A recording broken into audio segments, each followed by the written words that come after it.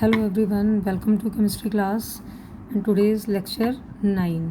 Same unit है solution and we were discussing colligative properties.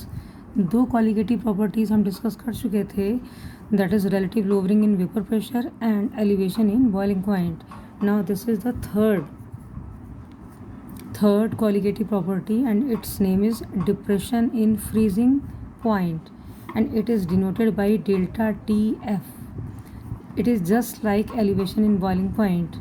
वो delta T B था और ये डेल्टा टी एफ है. F for freezing and delta T बताता है about difference in temperature solvent का एंड सोल्यूशन का. ठीक है, तो सबसे पहले हम देख लेते हैं कि फ्रीजिंग पॉइंट क्या होता है. तो freezing point is the temperature at which the solid and liquid state has same vapour pressure. मतलब वो टेम्परेचर जहाँ पे लिक्विड का वेपर प्रेशर और सॉलिड का वेपर प्रेशर सेम होगा. That will be in equilibrium.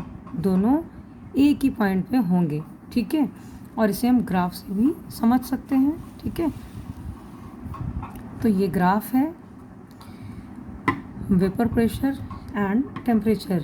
अब आपको पता है कि जो लिक्विड सॉल्वेंट है उसका vapour pressure, suppose this is the vapour pressure of liquid solvent, और कुछ वेपर प्रेशर सॉलिड सॉल्वेंट का भी होगा. मीन्स लाइक वो सबलाइम होता है तो वेपराइज होगा, तो उस लिक्विड सॉल्वेंट से सॉलिड सॉल्वेंट का वेपर प्रेशर कम होगा.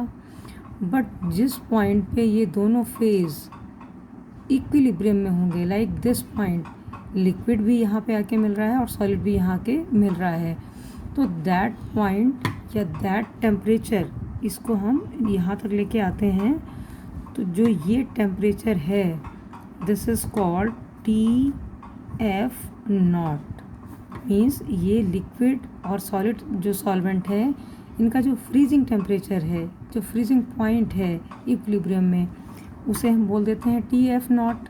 ठीक है, अब आपको ये भी पता है कि जब हम किसी सॉल्वेंट में कोई नॉन वोलेटाइल सॉल्यूट ऐड करते हैं तो उसके वेपर प्रेशर में कमी आती है, जैसा कि हमने relative lowering in vapour pressure में पढ़ा था. ठीक है, तो सपोज़ ये वेपर प्रेशर तो लिक्विड सॉल्वेंट का है, इसमें हम अगर कोई सॉल्यूट डाल देते हैं तो सॉल्यूट के वेपर प्रेशर में, ठीक है, सॉल्यूशन के वेपर प्रेशर में कमी आ जाएगी. कितनी कमी आई? ये लिक्विड सॉल्वेंट का था और ये सॉल्यूशन का वेपर प्रेशर है, इतनी कमी आ गई.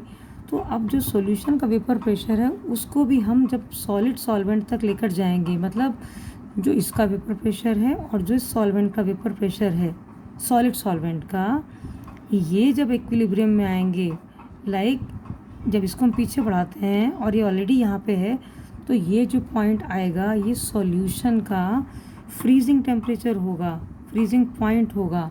ठीक है, तो इसे डिनोट कर देते हैं हम टी एफ से. तो ये जो टेम्परेचर है that is T F naught, solvent का फ्रीजिंग पॉइंट, और इसको और कम करना पड़ेगा just to equalize at solid phase इस सॉल्यूशन के और सॉलिड सॉल्वेंट के फेज को इक्विलिब्रियम में लाने के लिए, वेपर प्रेशर को इक्विलिब्रियम में लाने के लिए हमें टेम्परेचर और कम करना पड़ेगा. ठीक है, यहाँ से यहाँ और कम करना पड़ेगा. तो जितना हमने कम किया है इसी को कह देते हैं डिप्रेशन या कमी. तो कितनी डिप्रेशन आ गया इसमें, दिस इज़ द डिप्रेशन. ठीक है, और इसको हम डिनोट कर देते हैं डेल्टा टी एफ से. यानी पहले सॉल्वेंट का ज़्यादा था फ्रीजिंग टेम्परेचर और नॉन वोलेटाइल सोल्यूट ऐड करने पे सॉल्यूशन का फ्रीजिंग टेम्परेचर कम हो गया. ठीक है, जितना कम हुआ उसी को डिफरेंस को हम बोल देते हैं डेल्टा टी एफ या फिर डिप्रेशन इन फ्रीजिंग पॉइंट. ठीक है, तो delta T F is equal to T F naught minus T F. T F naught freezing temperature, this is freezing point of pure solvent, and T F freezing point of solution. तो obvious सी बात है कि solvent से solution का freezing temperature कम ही हो जाएगा और ये डिफरेंस है delta T F. Okay. This expression is mathematical expression, delta T F is equal to T F naught minus T F, ठीक है। तो ये हम मैथमेटिकल वे में इसको एक्सप्रेस कर रहे हैं, बट जब हम एक्सपेरिमेंटली इसको देखा गया, डिटरमाइन किया गया, तो रिलेशन बिल्कुल वैसा ही था जैसा कि एलिवेशन इन बॉइलिंग पॉइंट में था। वहाँ डेल्टा टी भी डायरेक्टली प्रोपोर्शनल था मोलैलिटी के, और यहाँ पे delta T F directly proportional है मोलैलिटी के, ठीक है। तो delta T F is equal to K F into small M, where K F is the proportionality constant, and जिसे हम बोलते हैं मोलल डिप्रेशन कांस्टेंट और cryoscopic constant, very important, cryoscopic constant. ये डेफिनेशन में भी पूछ देते हैं कभी कभी एग्जाम्स में, और वैसे भी फाइंड आउट करना आ जाता है।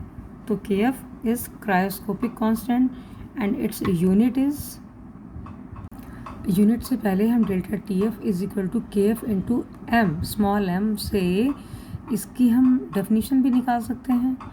तो अगर मोलैलिटी है 1 means m is equal to 1, and in that case K F will be equal to delta T F, ठीक है। Delta T F is equal to K F जब m की वैल्यू है 1, means K F is the depression in freezing point, depression in freezing point for 1 molal solution. 1 molal means molality is 1, ठीक है। And unit क्या हो जाएगी according to this formula, kelvin KG per mole, same unit रहेगी just like K B, जो हमने एब्यूलियोस्कोपिक constant किया था एलिवेशन इन बॉइलिंग पॉइंट में। तो के एफ की यूनिट भी के बी जैसी ही होगी, केल्विन केजी पर मोल, ओके। अब इसको हम फॉर्मूले से मोलर मास कैसे फाइंड आउट कर सकते हैं सॉल्यूट का, उसके लिए भी बिल्कुल सेम फार्मूला है। तो delta T F is equal to K F into M, M की वैल्यू हमने पुट करनी है मोलैलिटी की, तो मोलैलिटी क्या होती है W B upon M B, और अपॉन ये इंटू डब्ल्यू ए इंटू 1000, ये पूरा हो जाएगा मोलैलिटी, ठीक है। एम बी को हम इधर ले आएंगे और डेल्टा टी एफ को हम इधर ले आएंगे।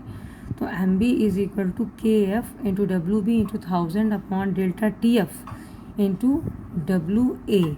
सो this is the relation of depression in freezing point with molar mass of solute. अगर मोलर मास हमें फाइंड आउट करना है तो ये सारी वैल्यूज़ गिवन होंगी या फिर हमको इनडायरेक्टली गिवन होंगी, और हम इसको फाइंड आउट कर सकते हैं। और कभी होगा कि मोलर मास गिवन होगा सॉल्यूट का, तब हमको डेल्टा टी एफ या डब्ल्यू बी वॉट जो भी रिक्वायर्ड है वो हम इजली फाइंड आउट कर लेंगे। अब सेम इसी फॉर्मूले पे बेस एक हम न्यूमेरिकल सॉल्व कर लेते हैं। तो क्या है ये numerical, addition of 0.643 gram of a compound to 50 ml of benzene, intensity is given here 0.879 gram per ml, means volume given है और डेंसिटी गिवन है। इससे हम मास या फिर वेट सॉल्वेंट का फाइंड आउट कर लेंगे, ठीक है।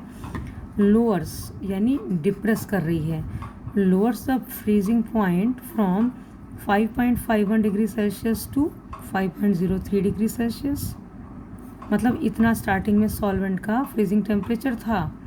जब हमने उसमें ये एक सॉल्यूट ऐड कर दिया 0.643 ग्राम का, तो फ्रीजिंग टेम्परेचर में इतना डिप्रेशन हो गया, इतनी कमी आ गई, 5.51 से डिप्रेस होके 5.03 डिग्री सेल्सियस हो गया। एंड के F is given here for benzene, हमेशा सॉल्वेंट के लिए होता है, सॉल्यूट से इसका कोई लेना देना नहीं है। तो K F for benzene is 5.12 kelvin KG per mole. Then calculate the molar mass of the compound.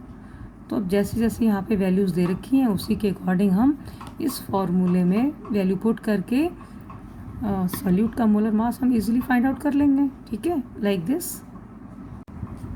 तो M B is equal to K F into W B into 1000 upon delta T F into W A, ठीक है। Values put कर देंगे, but इसमें जो W A है वो given नहीं है, लेकिन डेंसिटी और वॉल्यूम गिवन है। तो उसके लिए हमने क्या किया है, density is equal to mass upon volume और mass is equal to density into volume, जो फॉर्मूला हमें पता होता है, ठीक है। तो डेंसिटी इंटू वॉल्यूम मल्टीप्लाई कर दिया और ये आ गया बेंजीन का mass 43.95 gram, that is WA। And delta TF भी गिवन नहीं है बट हमें निकालना पड़ेगा। तो आपको ये भी पता है कि जो मैथमेटिकल एक्सप्रेशन था that is delta TF is equal to TF naught minus TF। ठीक है, ये ज़्यादा है सॉल्वेंट का फ्रीजिंग टेम्परेचर और ये सॉल्यूशन का कम है, तो हम इसको माइनस कर देंगे। 5.51 माइनस 5.03 माइनस किया तो आ गया 0.48 डिग्री सेल्सियस। बस इसकी हम वैल्यू पुट कर देंगे। ठीक है, सारी वैल्यूज़ पुट कर देंगे और कैलकुलेशन करेंगे तो सॉल्यूट का जो मोलर मास है वो कितना आएगा, वो आएगा 156.0 ग्राम पर मोल। तो ये क्या है, तो ये आ गया molar mass of solute MB 156.0 ग्राम पर mole and that is the answer. यही है सॉल्यूट का molar mass. Okay, so I hope ये टॉपिक भी आपको क्लियर हो गया होगा। ठीक है, एंड नेक्स्ट वीडियो में हम लास्ट इसकी क्वालिटेटिव प्रॉपर्टी करेंगे, that is osmotic pressure. Okay, तो थैंक यू फॉर वॉचिंग।